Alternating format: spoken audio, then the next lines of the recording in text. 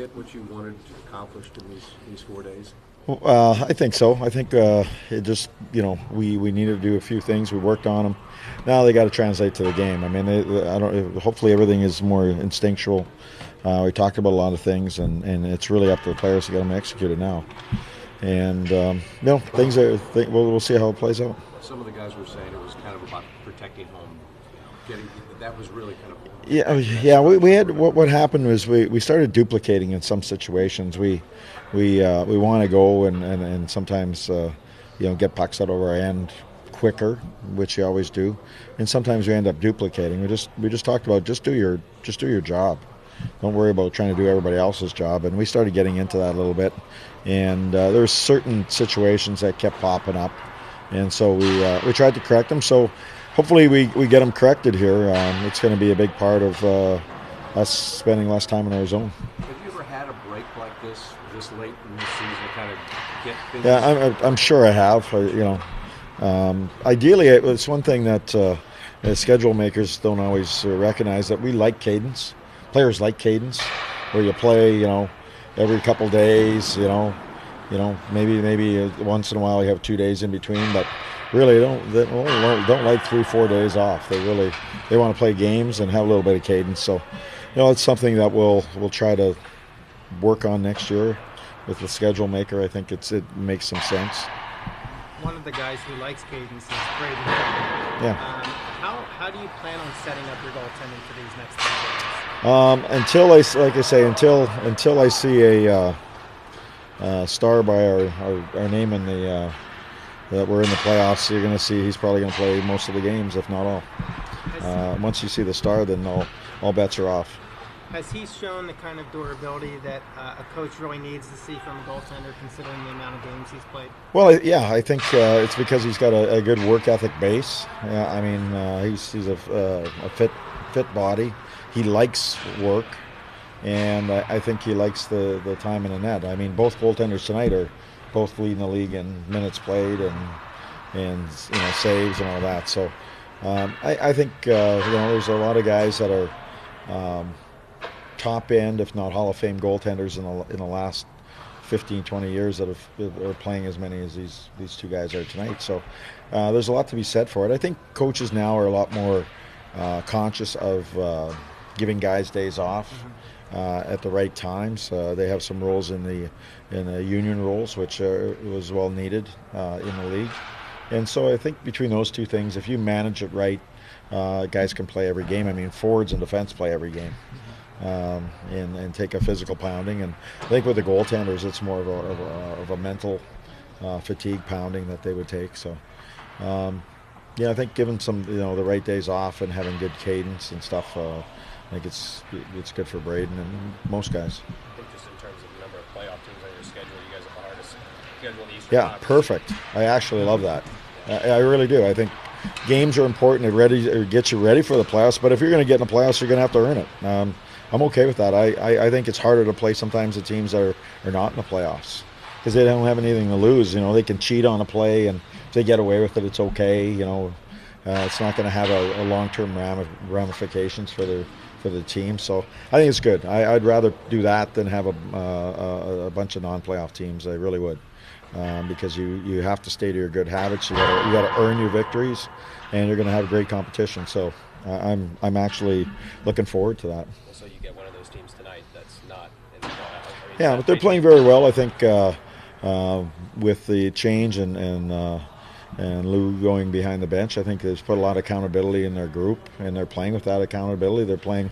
They've made some changes with how they play with the coaching staff in terms of how they play the neutral zone a lot different.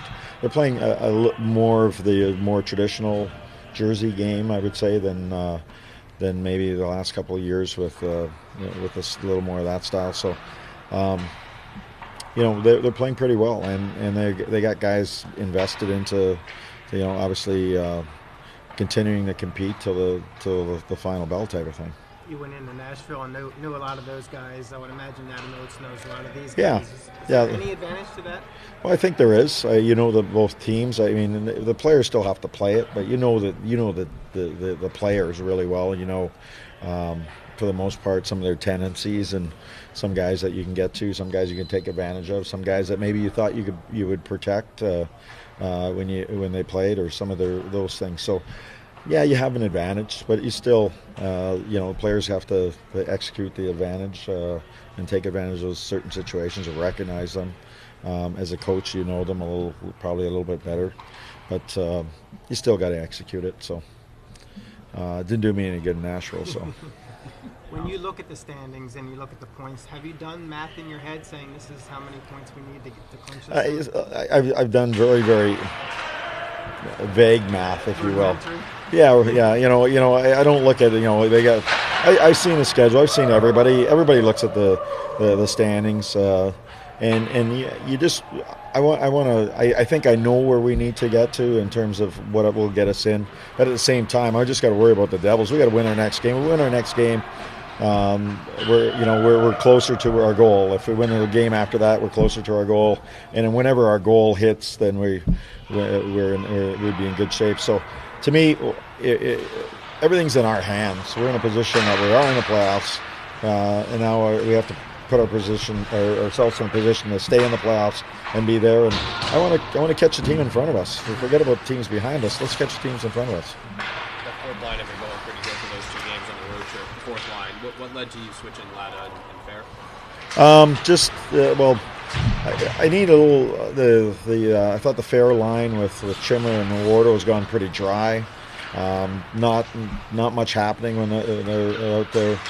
They have a shift or two every game that was pretty decent, but nothing. There's nothing really going on strong. So broke them up for a couple days. So I might throw them back together tonight. But sometimes getting away from certain lines will sort of wake you up a little bit. I thought the Latta line was extremely good and was our best line in Winnipeg by far. I mean, they had close to 50% of our scoring chances. I mean, we had 21 scoring chances. They had close to 10 of them. And may put them back together. But this week I kept everybody apart. Hopefully that maybe they'll miss each other and they'll get back together and have some chemistry again. Any update? Jay went out originally with injury. You referenced it would be. Who's this? Jay. Yep. When he went out, it was by committee to fill some of his roles. I know you've spoken about Eric as a center this year, but having this the one right-handed guy you could throw out there late in the game, how valuable is that, especially with Jay's absence? It really is. That sort of falls probably on Farzy now and Brow. Brow's been very good on the right-handed draws. So both those guys have been really, really good in those areas. But Biegs is a guy that you want out there. Especially a lot of times I put him with Backy right in the last shift, and he, no matter what happens, you get an icing call or something, you got a real good right-handed draw with Backy out there. So we miss him. We miss his energy. We miss his speed, his enthusiasm he brings to the rink every day. I mean, he's here and he still brings it, but when you're not part of the lineup, it's harder to bring that enthusiasm and have that effect. But the way he plays and how hard he works really drives practice. It's contagious. So, he's getting closer. I don't anticipate him playing this weekend. If he did, it would probably be the Sunday. But I don't really anticipate that. I expect him early next week sometime. Is that a challenge too? I guess you have a practice day tomorrow, then the 2 games, and then an off day, presumably Monday. Yep. Tough to get him in a. Yeah. Well, we really won't have that. So, I'm not worried about him conditioning wise. He's probably our fittest guy when it comes to that. It's just a matter when he gets all his strength and is where he needs to be so he can be effective. So, I think he told me today he's had a real big jump the last 2 days in terms of feeling much better. So that's a real positive sign because it was very slow for the first part. Now it's really gone on a positive vein here. So It's possible to skate with you guys soon. Yeah, I would think fairly soon, yes.